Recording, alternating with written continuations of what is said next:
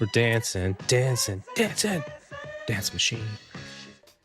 All right. Ready, Anna? I'm ready to rock and roll.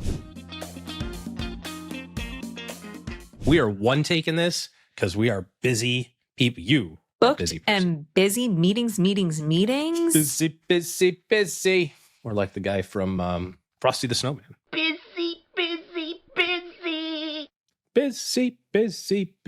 You probably don't.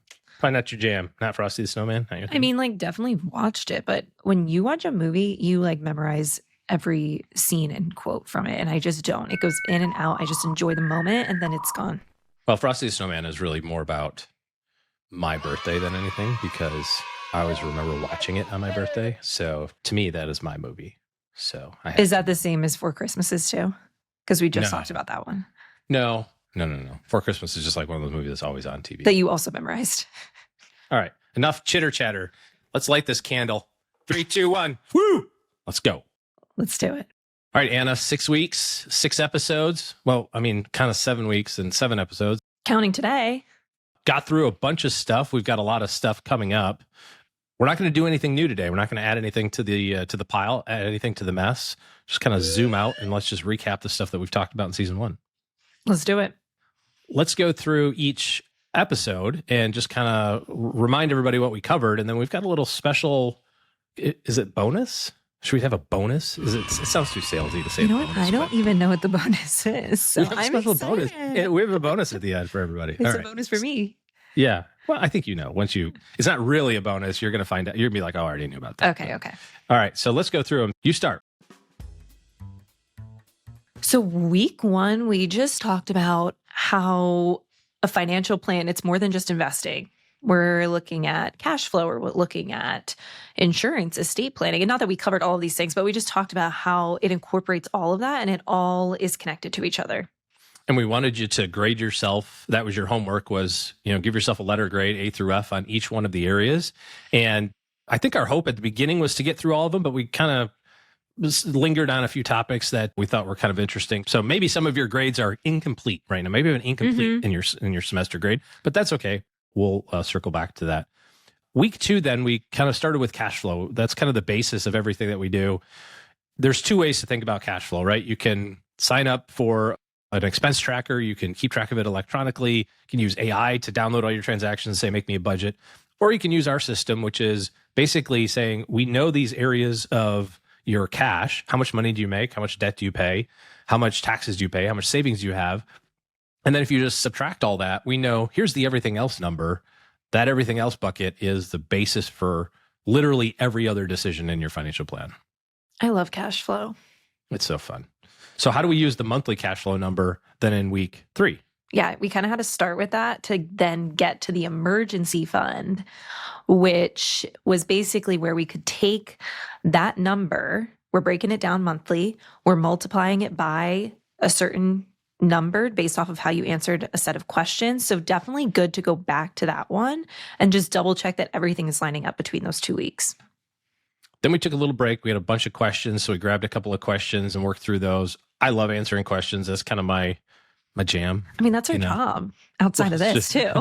Fair. It is kind of the job, but me just talking is kind of my favorite part. So, so week 4 was a bunch of questions, and then we got into maybe some kind of fun tactical things in week 5. Yeah, I think this is where people actually want to listen to us.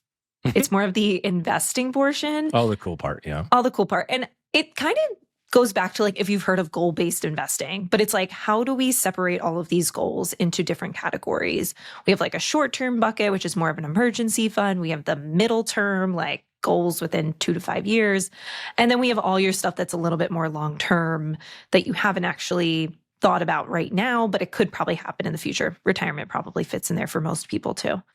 And thinking about where those goals are and making sure that the money that you have is set aside for the right time frame, which then makes the decision around investing a lot easier. Instead of saying, I don't know what to invest in. It's like, well, if you start with the time and the right bucket, it really narrows down the selection of stuff. You're not searching for which stock fund to buy for your emergency fund, for example. Mm-hmm. All right. And then last week, then we talked a little bit about taxes. We started with taxes. There's a lot to unpack here. And I think maybe in the future we'll dive back into this a little bit as well. But we established the concept of what we call the tax control triangle, and where are your investments. So we've got the time-based kind of way to look at it, but then also the tax-based way to look at it. Where are your investments from a pre-tax standpoint, from a tax-free standpoint, from an ongoing tax standpoint? So brokerage, Roth, pre-tax, and kind of reverse order or IRA. And more specifically, how is that money going to be taxed when you distribute it? And I think a lot of people pretty quickly realized, if you sat down and did the math, your triangle maybe was a little off balance. Maybe not exactly the stool that you thought you were building in the garage when you decided to you might topple over. It might topple over. So work through that and do the calculations of where your tax treatment of your dollars are. So 6 weeks, 6 episodes, 7 if you count today. How does this all tie together? I mean, going back to the first episode where we talked about how all of these things are integrated, like what we were saying, episode 2, you can't figure out episode 3, the emergency fund, without episode 2. Mm-hmm. And there's going to be a bunch of other topics that we talk about in the future that we can't really get into until you've figured out these 5 topics that we talked about today. So everything's integrated. You pull one lever, it affects another portion of your financial plan. So it's really important to understand each piece and how they integrate together. You know, when you and I sit down with people, even for the first time, obviously, but even years later, it's amazing to see the impacts of that interconnectedness of those different areas of planning. We go through all of these areas all the time with people, depending on what's going on in their life. And it's like, if all we focus on taxes, that's great, but we're going to mess up cash flow. Mm-hmm. If all we focus on is the investing, we're going to mess up taxes. And so having an understanding of how those things all are interconnected, I think, is super important. Okay, so we promised a little bonus, and I know you played it off like you don't know what the bonus is, but you know what the bonus is. I know what So the bonus give the people what they is. want, Anna. All right. You've been asking and we're delivering. We put together a workbook for these past 7 episodes. So go through, download that at stackingbenjamins.com/basics guide. You'll be able to basically do a review of these last 7 episodes. And then you'll also be prompted with the next guidebook for season 2, which will be really nice. You can kind of start the sessions with it. Yeah. Follow along.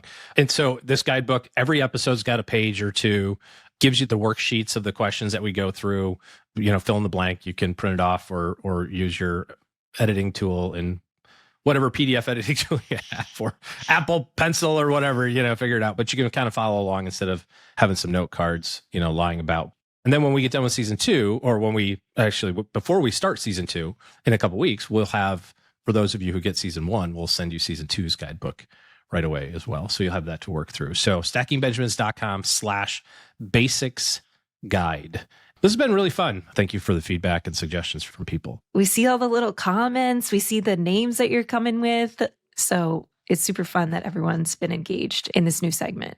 Yeah, a little fun for us as well. Go get your guidebook, stackingbenjamins.com/basics guide, with an S, like you said, basics guide. Let's do it. All right, see ya. Bye.